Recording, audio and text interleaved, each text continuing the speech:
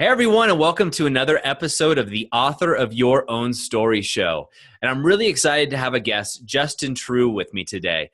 Justin and I connected through the power of social media, and the reason I share that with you is because so many of you send me messages just saying, hey, look, I can't connect with like-minded people in my community. I'm by myself. And here's the perfect example of the two of us connecting over subjects, and we've talked many times. But Justin is a global traveler, a nuclear engineer, and more than that, he's a self-proclaimed just regular dude, just a regular guy out there. And so excited, and I was so pumped after our pre-call interview, Justin, and I want to share with everybody else kind of what you're up to. So you're in Malta right now, is that right? Correct, yeah.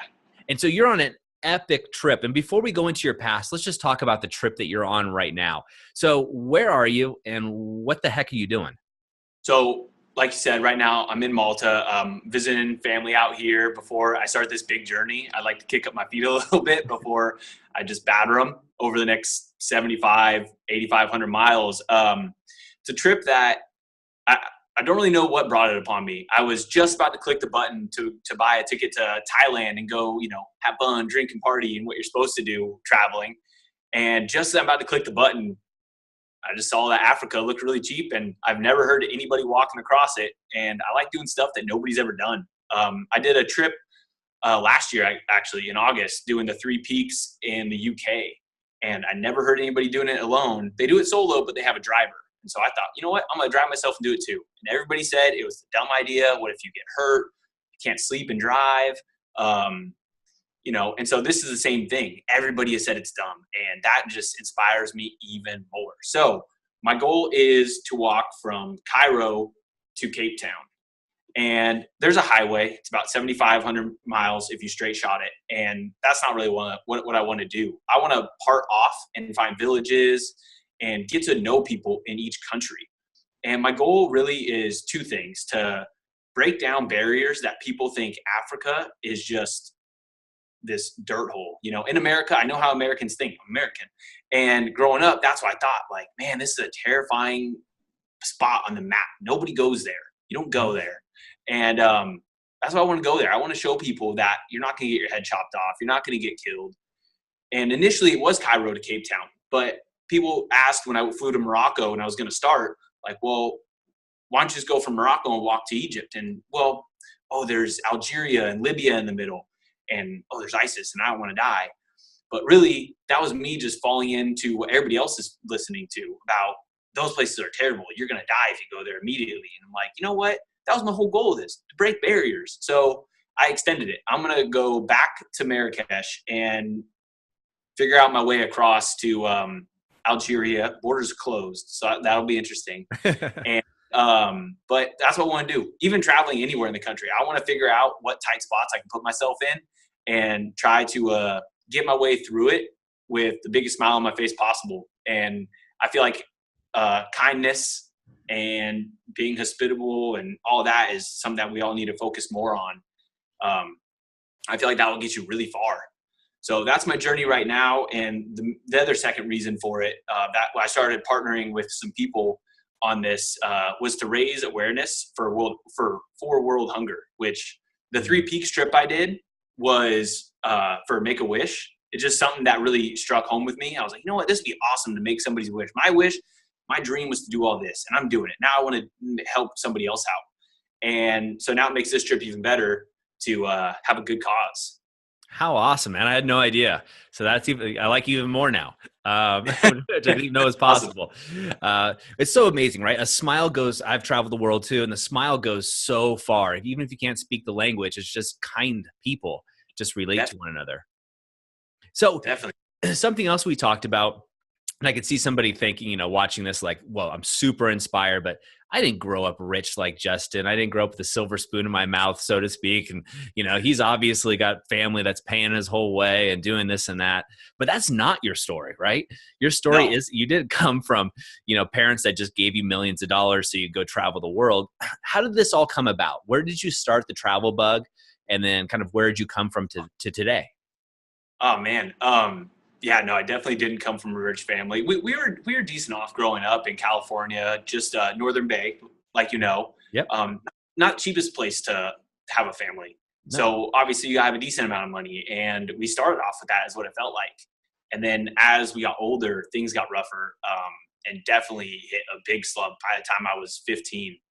If we get into that later, that's a pretty, you know, um, I don't know, a story that maybe people can relate to. People can see that, wow, you can literally just, everybody starts off on the same starting blocks. And I feel like we all did. And then I just let all those negative things affect me. And I decided to take 20 steps backwards and really made it hard on myself to come back up. But the thing that like really just bit me for the travel bug that got me going was I was falling into like the cookie cutter template of life in America. You're supposed to go to school, you're supposed to get married and have a family, have kids, and that's it. And I was all for that. Ever since I was younger, I was like, man, that's all I want to do. I just want to have that. And You want to be a lawyer, right, at one point? yeah. So I had two really weird things. Everybody wants to be something really cool like a firefighter, and I just wanted to be a lawyer because, I felt like I was really good at arguing. And um, yeah, so being a lawyer, I was a family guy. That was my dream. That's life in America. And I started going through college, or I got kicked out of high school. I've gotten one little bit of trouble when I moved to Oregon. Sounds like Fresh Prince of Bel-Air. It does. I got in one little bit of trouble, got expelled immediately.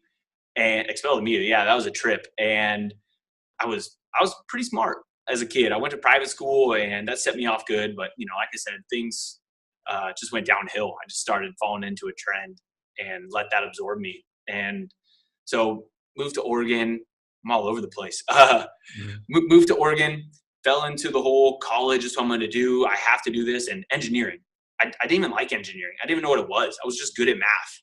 And I started getting really, really depressed. And I'd already suffered from a lot of depression by moving to Oregon and losing all my friends and all the other stuff that went on. I had a couple tragic things happen, like with my mom, that really just ruined a couple of years of my life.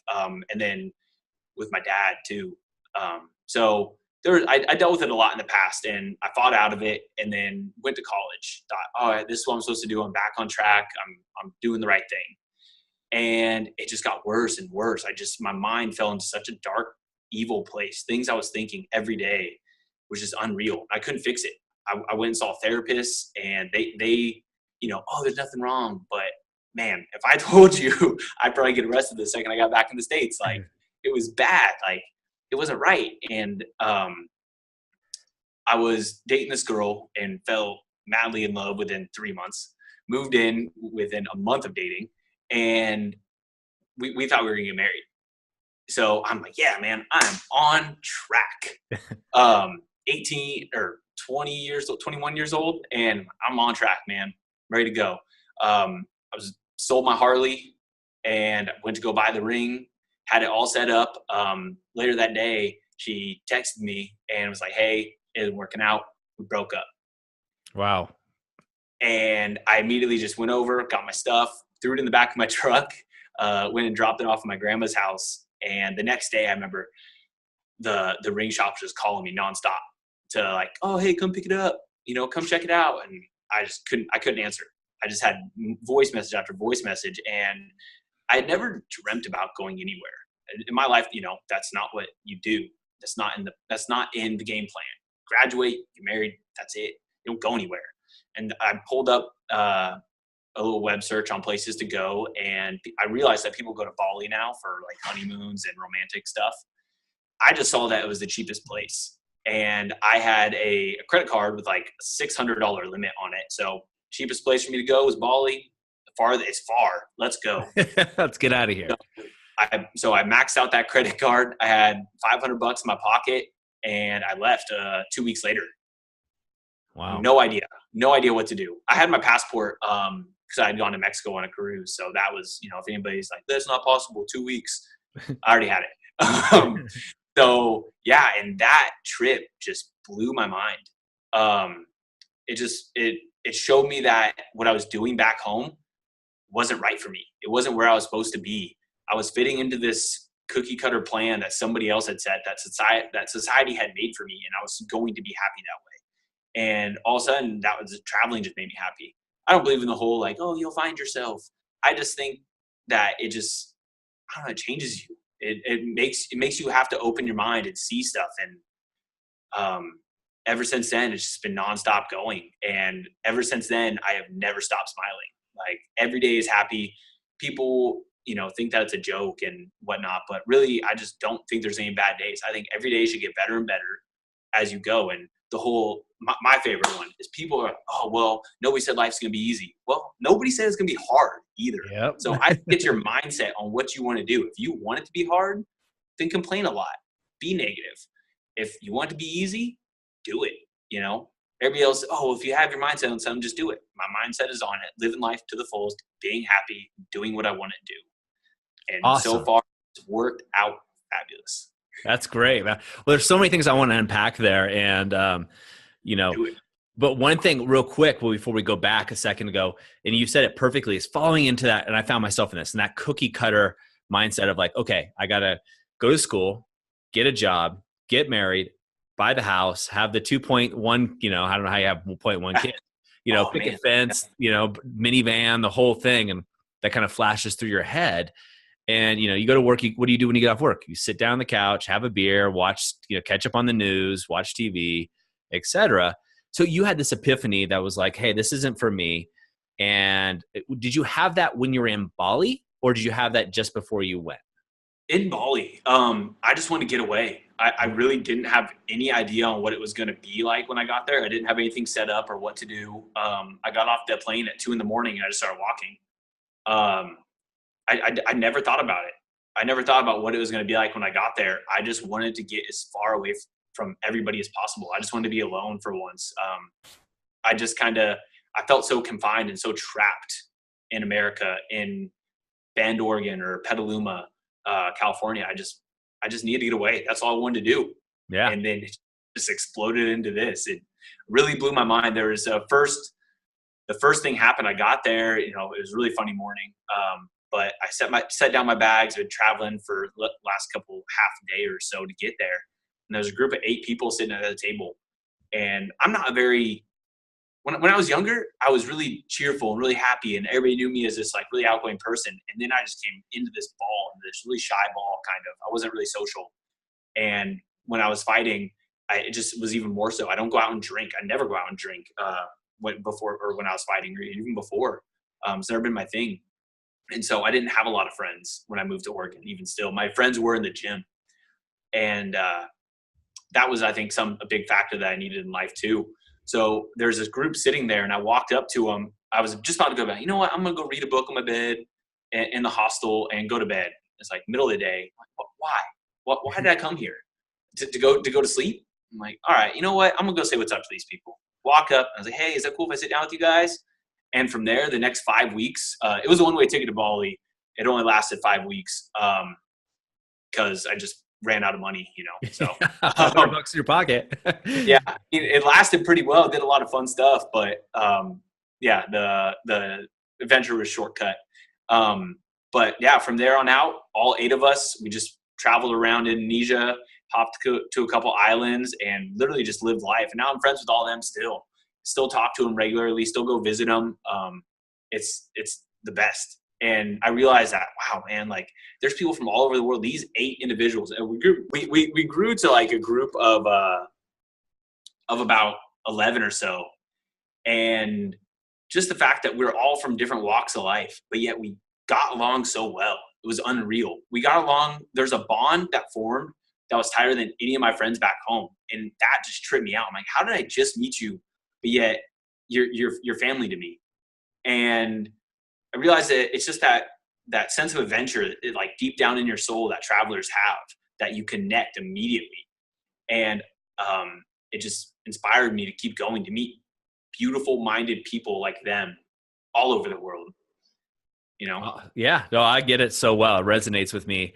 Do you think that it's the traveler spirit, or do you think it is because you've stripped away all the stories about yourself? No one knows you, so you can actually be you, the best version of you? I don't know. I didn't really I slowly told them about me. Of course, I'm like, oh yeah, I'm a fighter. I went to school. this and that. But it took me a while to finally open up and say why I'm out here now. Like, oh, my heart got broken and I'm out here.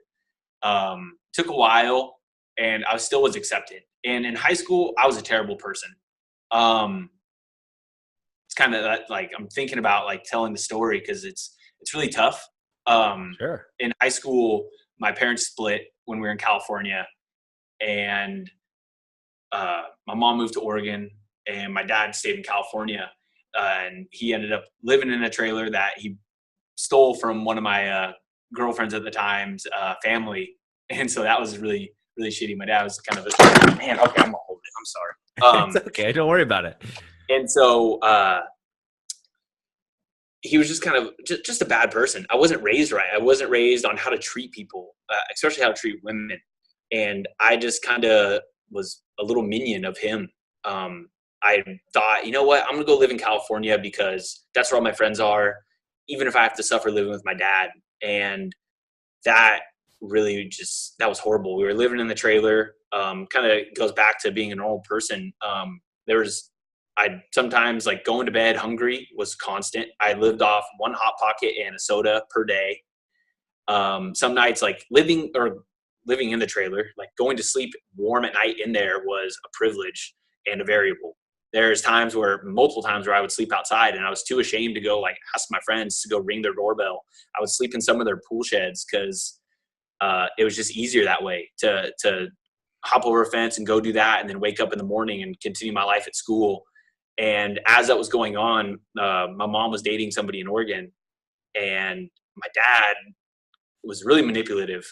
He became friends with that guy, and cut into the chase. My dad pretty much like convinced him to attack my mom and try to kill her. And man, I remember like the day I was at this family's house. Me and my dad obviously weren't good even before, and this other family, a Thomas family in California that I had known since fourth grade, so not very long, were like family to me. I just posted something the other day yesterday about them on Instagram, how I must have been their kid in another life because everything about them I just fit in so well with, and they took me in. And it was when I moved in, the dad and I, Mike, who's my dad now, I call him my dad now. It was like alpha male versus alpha male. I was a hard-nosed kid where, if you're going to come at me, I'm going to hit you in the mouth. And he played this game with me when I got in trouble at school. I was defending somebody else, and I got suspended. So I guess I've been in trouble one time. Been suspended. And he made me write, "I will not disrespect this house and or family again." Write 1,000 times. I'm like, all right, good. And I finished it within like 2 hours. I just knocked it out quick. And I walked in all smug and I handed it to him. Like, you know what? Like you ain't bad. Like, here you go. Like now I'm not like now I'm gonna go hang out with my friends. Doesn't even read it. Just rips it up and goes, all right, thanks. I'm like, no, read it. Read every one, count them. I did it. And he didn't care. He showed me that like it wasn't about that. It was about just respecting your elders and listening to them and doing what you're told. And that was a silent moment that just hit me so hard. And from there on out, I've respected him. And there was one night I was hanging out there, and Lilsey, the mom, was giving me a ride back home, and I got this phone call from my brother, and he's just crying. My brother's a dick, and he's crying, and I'm like, I've never heard him cry in my life. He's 3 years older than me. He's been through a lot, and that's a whole nother book itself that he should write. And it just tripped me out. He's crying, and gets to the point. Somebody, I think it was somebody else, picks up the phone and is like, "Your mom's been stabbed." And I immediately flew out the car. As Lucy's driving, I flew out the car, and I just hit the ground, and I just didn't stop crying for probably about a day. And it's because my dad set it up, and it really just tore me apart. And so going back to high school was impossible. I was an asshole to everybody. I was mean to everybody in the world. And I think that just threw me into depression. Depression, anger, you name it, it was there. Forgot the question, how I led into it. I go off on tangents. No, you're doing great, man. We were just But talking about your story and how you came to this point, and you were sharing about your past and coming up to moving to Oregon and eventually traveling. yeah, so that story goes on. Um, I I was just a mean kid, I guess. I don't know, man. Sorry, You I had a know lot the going second on. story. I'm gonna zone out and I can't think of anything because it still eats at me. Hmm. It's hard to get back on track with what I'm thinking about. But yeah, that was definitely a big turning point in my life where I was a horrible person and I needed to get out of that. And now it's a whole different person from who I am today. And I still, I don't know.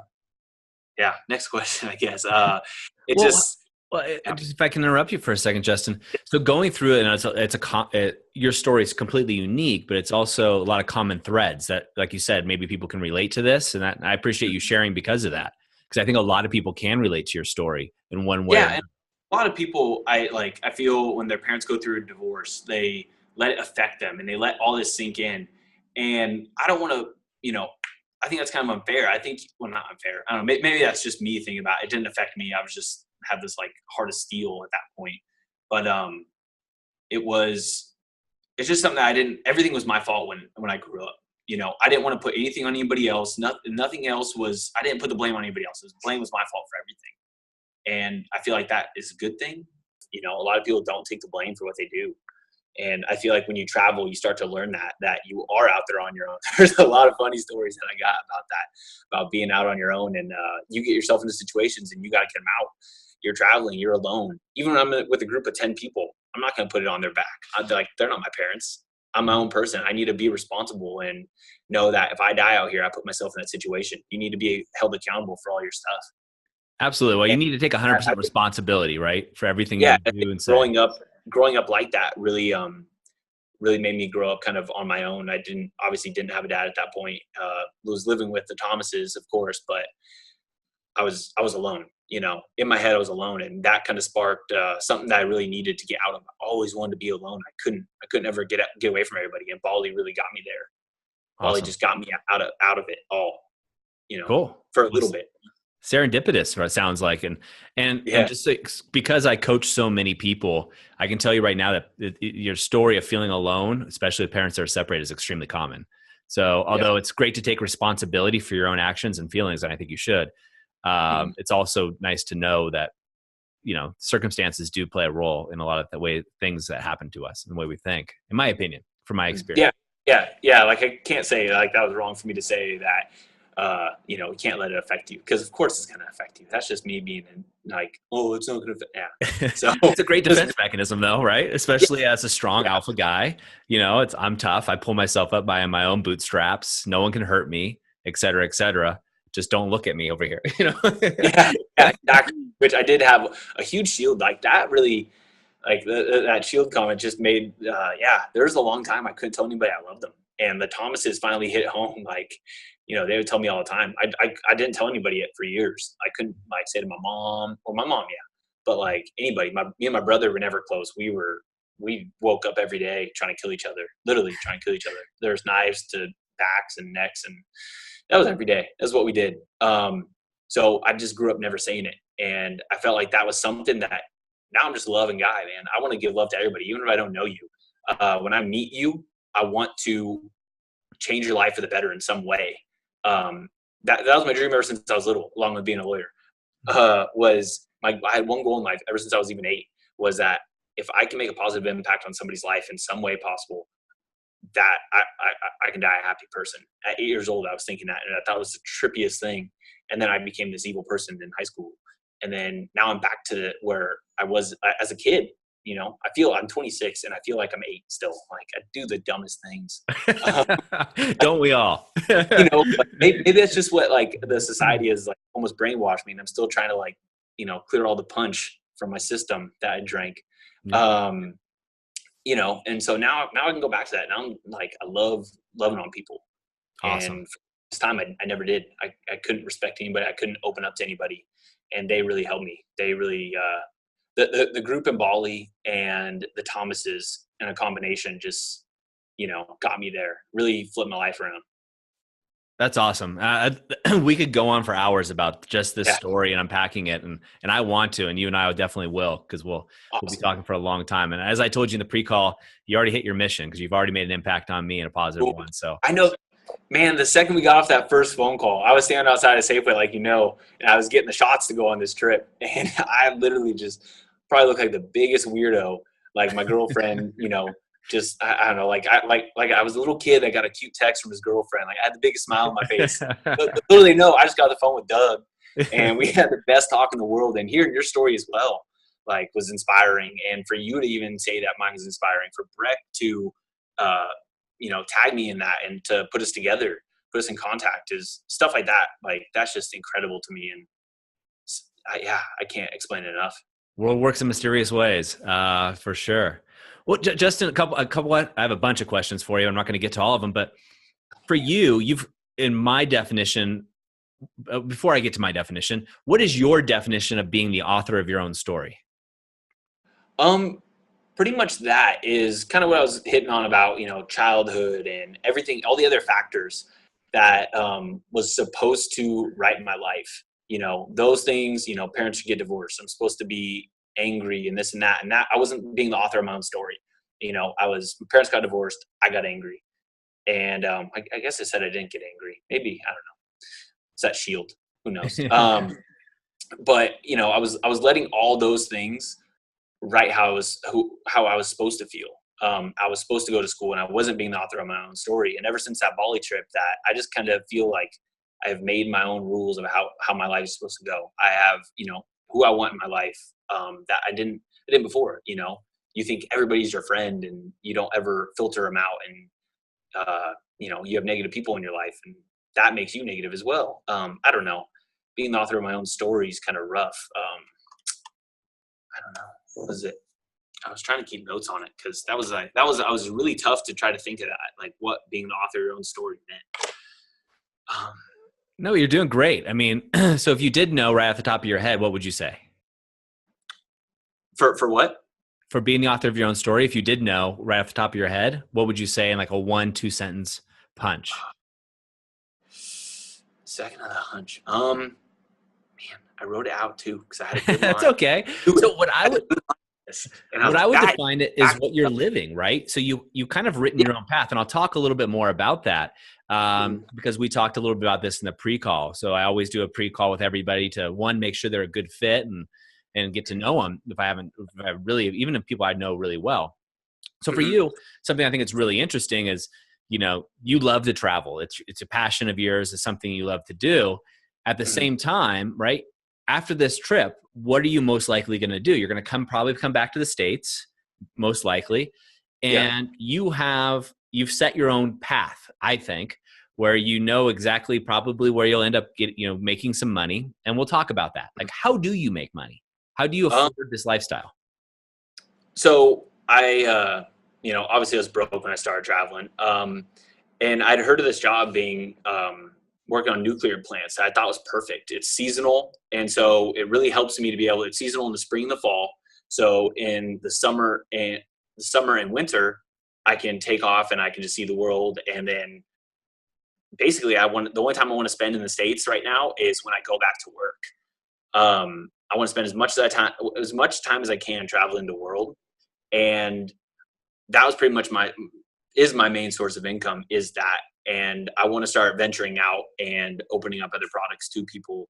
It'd be tough to be a life coach because I'm only 26. Nobody's going to believe that. But it'd be cool. I feel, I don't know. I feel like I have a sort of wisdom for someone who's 26.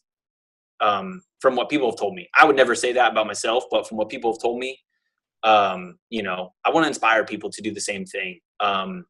And maybe there's some kind of path I can go down for helping people, or even just giving people tips on traveling. I would like to make money off of, but I don't know. I feel like I'm a nice guy to where if you just message me and ask me, I'd probably just give you everything for free.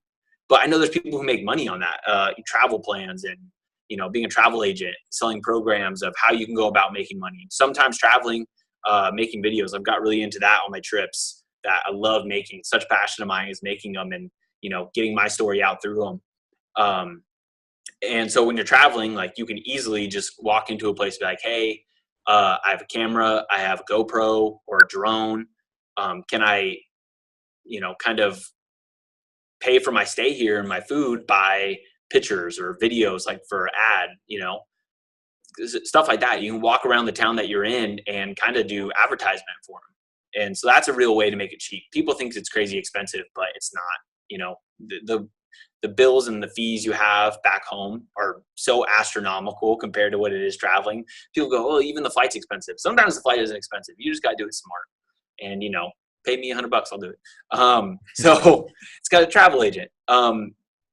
So yeah, that's kind of what I'm doing now is that, and I'm taking my time off to do this whole Africa trip. And my dream has always been to write a book. It's weird. I remember sitting at my computer when I was younger, like second grade, and I was writing a story and thought, oh, it's going to be great. And it was like 8 pages, like quadruple spaced, tight margins. So it was nothing. It just looked like it was really long. So right now I'm in the process of trying to write a book on Africa and also another little series of books to help people travel, who want to travel. And I feel like there's Lonely Planet and such that are really good, but I feel like they're outdated and they talk a bunch on stuff that I don't want to do. I know there's plenty of travelers like me.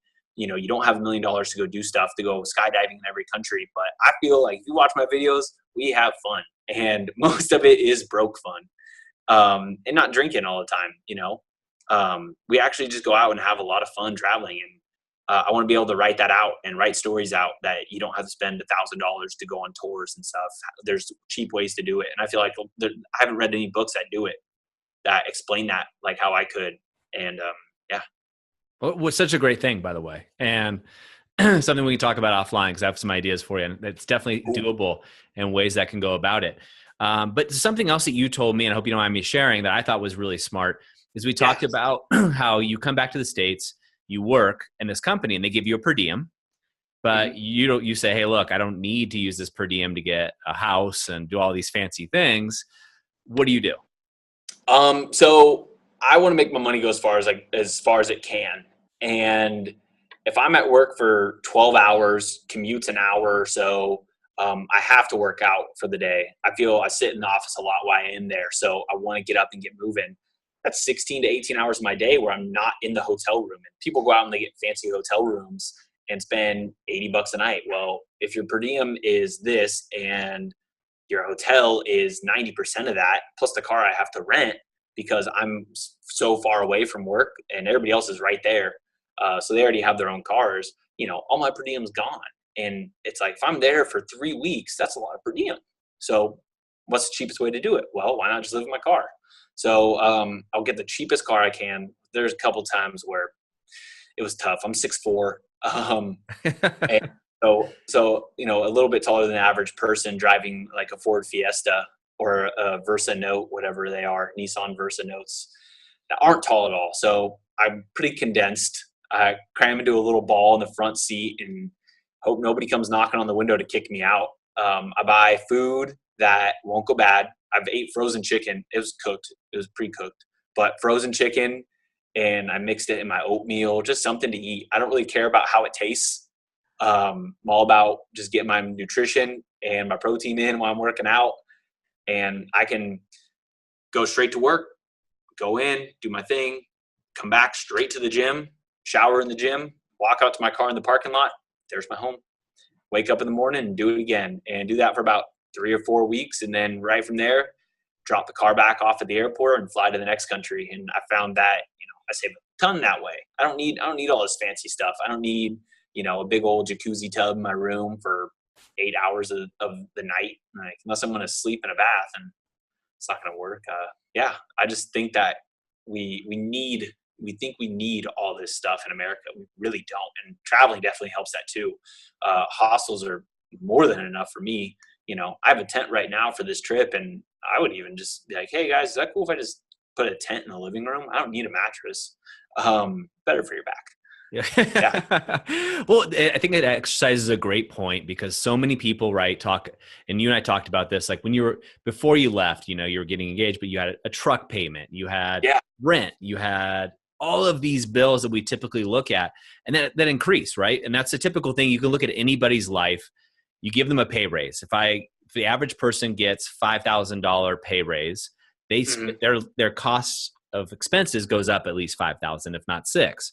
And so what you've done is you said, hey, look, in a way that I can actually live this life that I want to live more effectively is you just cut some corners, so to speak, or just determined your priorities, I would say is a better way of saying that.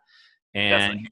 you've made it work for yourself so you can live this. So somebody listening to this interview or this talk that I'm having with Justin, think about your life. And if you're coming up with these excuses that I commonly hear, don't have enough money, my job, all these things, you're going to the gym, right? You also shower at the gym, probably, right? That's what most of us travelers do. And my family will be going across country for a couple months here.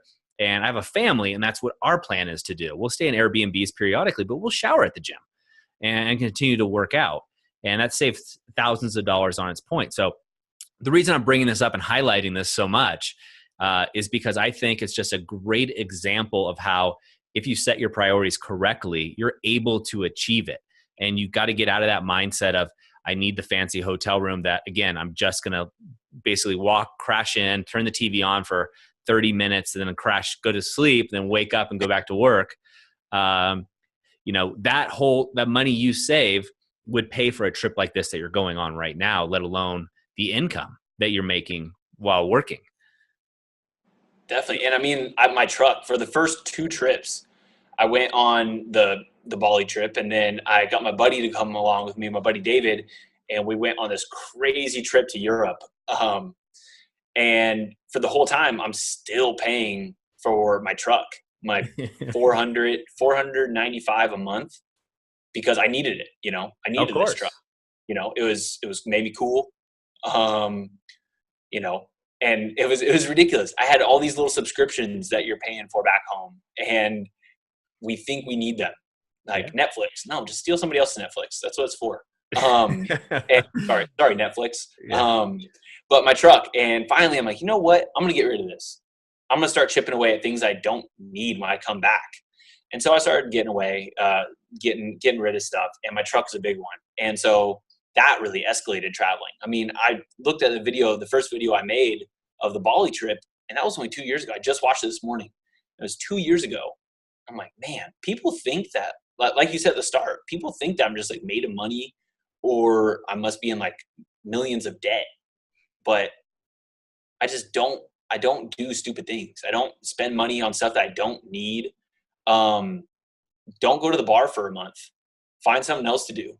Don't go out to eat every single night, and that's things we all do. And I have friends that all do it, and they always tell me, oh man, like I want to travel, but I can't afford it. I'm like, well, you go out and drink a lot, and then the next thing I see on Instagram or something or Snapchat is them out that night. And I'm like, you have plenty. It's $100 a weekend. If if you're not talking to a girl, talk to a girl, you're going to double it. And people don't understand that. And, I still have a fun life back home now. I found stuff to go do. So I don't, crawl into a hole when I'm at home. I still go to the gym. I still do everything. I still have a fun life. And people think that traveling is all sunshine and rainbows, which I've really been hitting on lately. It's all this and that. And there's been some really crazy stories lately that I want to show you that it's not all sunshine and rainbows, that, there's, it still is. I don't know how to put it. I want to say rough because it's not rough, but you're not going to go skydiving and scuba diving every day. There's going to be ups and downs. You just start treating it like you're living, like you're living a normal life out there. Go to the gym, start doing stuff. Just treat it like it's normal. Don't treat it like it's a vacation, like it's this huge monumental thing. Just try to make it another part of your life. No, it becomes a lifestyle for you, right? It's a lifestyle It's a lifestyle, not a vacation. Yeah, exactly. It's so funny. David and I were just on this last trip, and we were so beat by the end of it. And he ended up flying back into San Francisco, and I got called into work, so I had to transfer my flight back to Alabama right away. And he was telling everybody back home too. He's like, "Man, I need a vacation." And they're like, "You were just gone for 5 weeks. What do you need a vacation for?" I need a vacation from the vacation.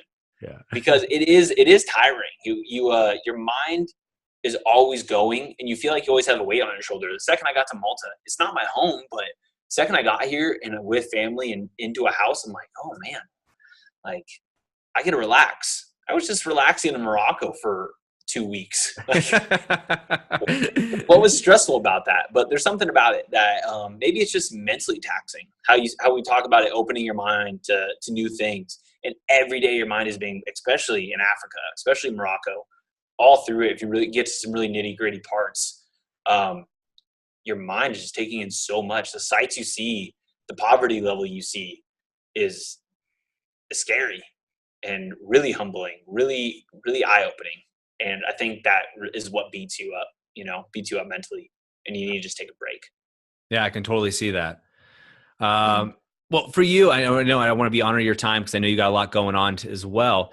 But so for anybody watching this right now, and they've said, "Hey, Justin's story sounds inspiring. It's interesting, but I'm kind of on the fence." And it may not be traveling, right? Maybe just pursuing whatever they want to do. What would you say to them? Definitely, man.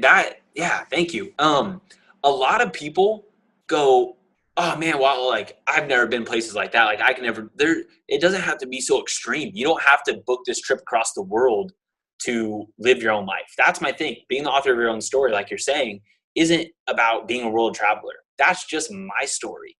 Don't live my story. Live your story. That's what I'm trying to tell through being a storyteller, is not where I'm going or what I'm doing, but how I'm doing it and finding out, more about myself. And the author your own story question, I thought about it, is the definition to me is being unapologetically myself. That is Mm, how I love I it. want to be uncommon against uncommon men, or amongst uncommon men, is how I love putting it.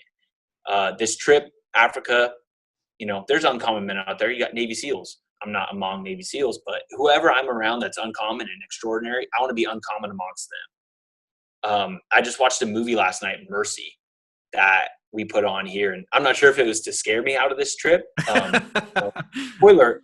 So I'm guessing you watched it. Yeah, So yeah. okay. Spoiler alert for anybody else.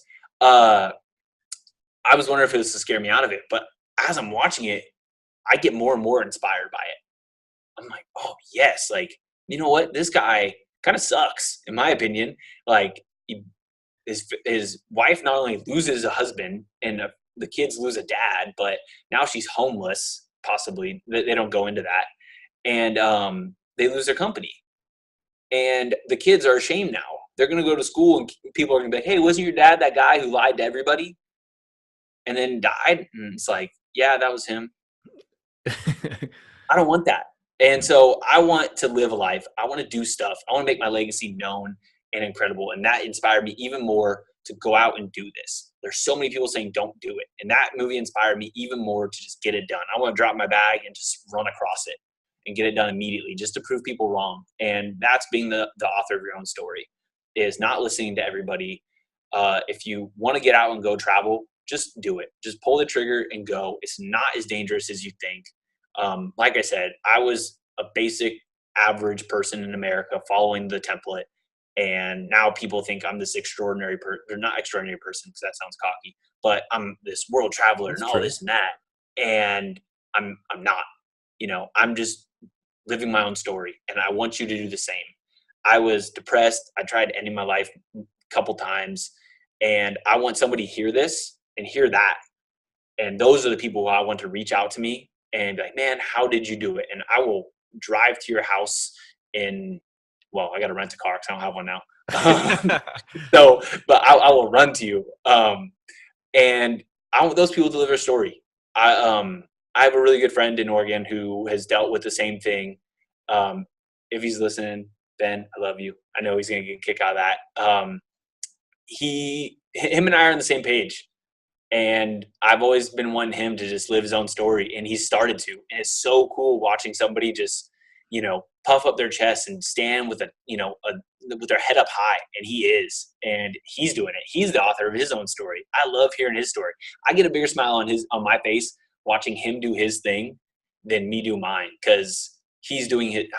He's not following anybody else. He's not following mine. He hears my story and doesn't follow it, like what some people think, like, oh, I can't travel and be happy. Okay, well, do your own thing like Ben and be happy. Do your own thing and find your happiness. Find what makes you just get that fire inside. I found mine. Ben found his. Do that. And Love just it. Love it. Love don't be it. Love afraid. it.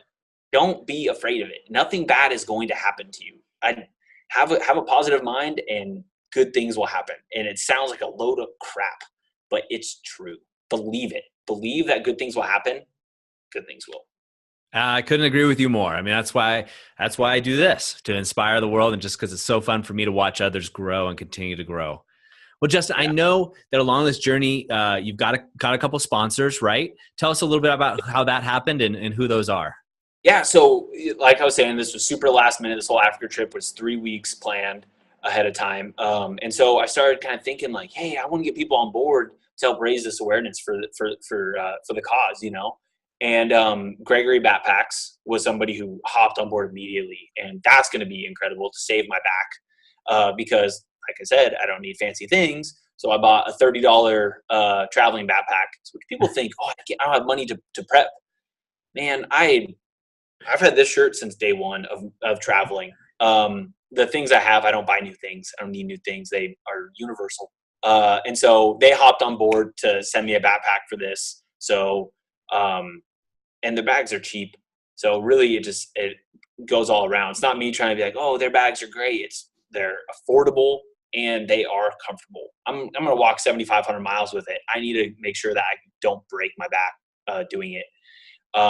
So they're amazing for doing that and really supporting the cause, really getting the word out there as well, which I love. If anybody is trying to spread a good word, can't hate on them, you know. Yeah. And then Water to Go from the UK, they immediately, Power Social Media, people got me in touch with certain people, and I saw their product, and they helped some guy go across the Zambia River, I believe, from east to west in Africa to, he was with wildlife conservation. And I told them my story, what I want to do.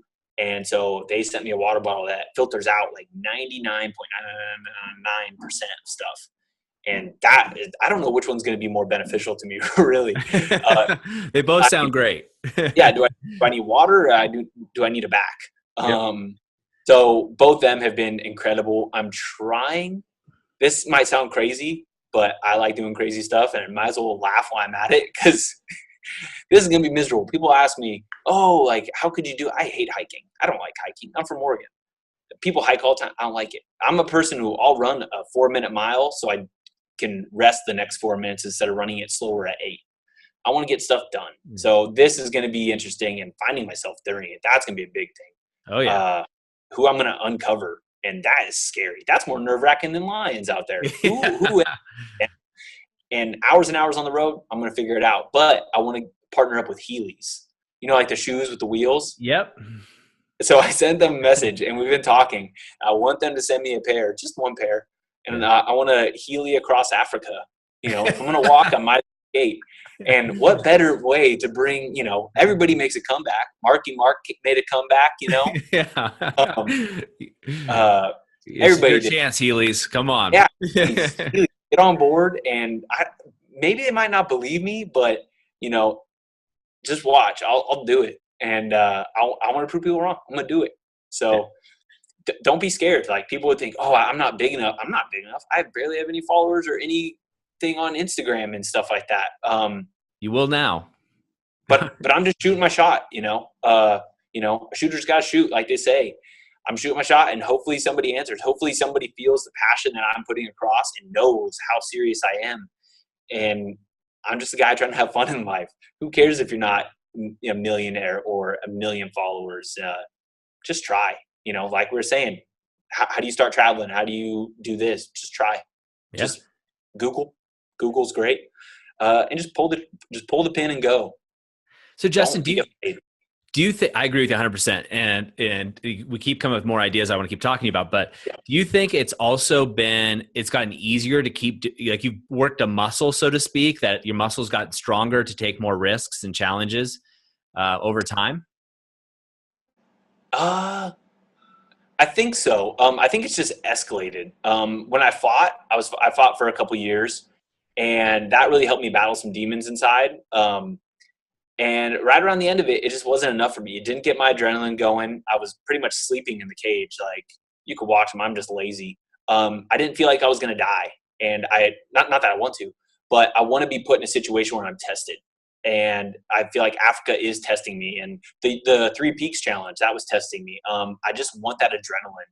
And so I guess I keep searching for it and keep escalating until maybe it gets worse. But I don't really think I'm going to get crazier than this. So with the muscle being worked, I don't know if it gets worked and I'm just finding new ways to exercise it or not. But as far as how my mind goes traveling, no matter how many times, how many countries I go to, as I'm packing and I'm leaving my dog at home, I'm scared. I'm nervous for everything. I don't ever think it gets easier. I'm nervous of how things are going to go, what things are going to be like when I get back. That's a big thing that I was hitting on before I went on this trip. Like, I got family at home. I got my grandma who's 80 and, she's great health, but when I get back, it's not gonna be the same. Things could happen. I could come back home and a lot of things could be changed. My dog is pretty old and he could be dead. There's a lot of things to take into account that traveling just alone, like how you said, is the muscle just, does it keep getting worked? And I don't know if that's how I should say it, but I'm always nervous. It doesn't always get easier. People like to say that, oh, well, it's easy. You've already done it a lot. It's not. Every country is different. Every place is different. Every plane ride is different. It's all a new experience, and it's all going to help you grow in a different way. One trip is not going to be the same as the next, and it might seem like that would suck. Oh man, last trip was so great. The next one is going to be great in a different way. It's going to make you grow in a different way, just like everything else in life. Not everything is going to be, a linear. Your growth isn't going to be linear. You keep bouncing around and finding new ways to expand your mind, just improve yourself. Awesome. I hope that. Yeah, no, absolutely. Well, possibly the next person we'll see on the Travel Channel or somewhere along the lines coming out there. So if anybody's watching this, you're looking for your next host, here you go. Food, all of it. I like going to weird places like Anthony Bourdain. That guy was an inspiration to me. The places he went was the really hole in the wall places and really opened people up. And I feel like I could connect to the younger crowd, the younger demographic, and get them into it. A lot of younger people like myself would watch it and think that I couldn't relate to them. And once I started traveling, I could, but before I couldn't. So I wasn't really too interested. And I want to, I think I could connect to people. Right on. Well, we look forward to seeing that, and we look forward to following you. So in closing, Justin, where is the best place for people to find you and follow your journey? Definitely Instagram. I try to put stuff on Facebook, but I'm so go with stuff. I'm horrible at taking pictures. I try to capture as much as possible on GoPros and cameras now, but I don't want to take away from the moment where I'm doing stuff. So I stick to one outlet, and that is Instagram. So at who is J True. So Justin True, who is J True.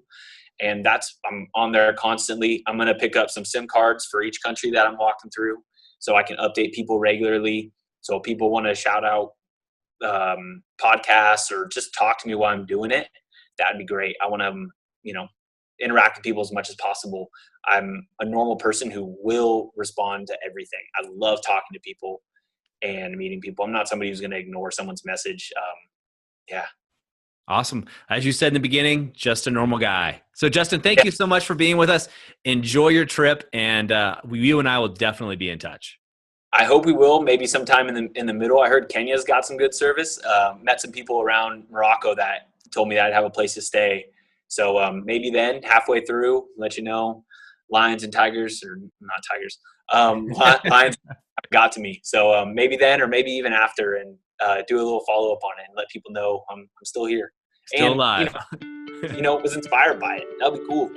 Awesome, man. Well, thanks again, and we'll talk to you soon. Thank you, Doug. Thank you.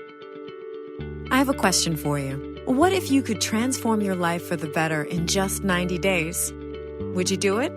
Our 90-Day Game is an online program and community created for people like you who are ready to make a shift and take those dreams and goals they've been talking about for years and turn them into a reality within 90 days. Go to authorofyourownstory.com/90-day-game and turn your goals into reality. And don't forget to be the author of your own story.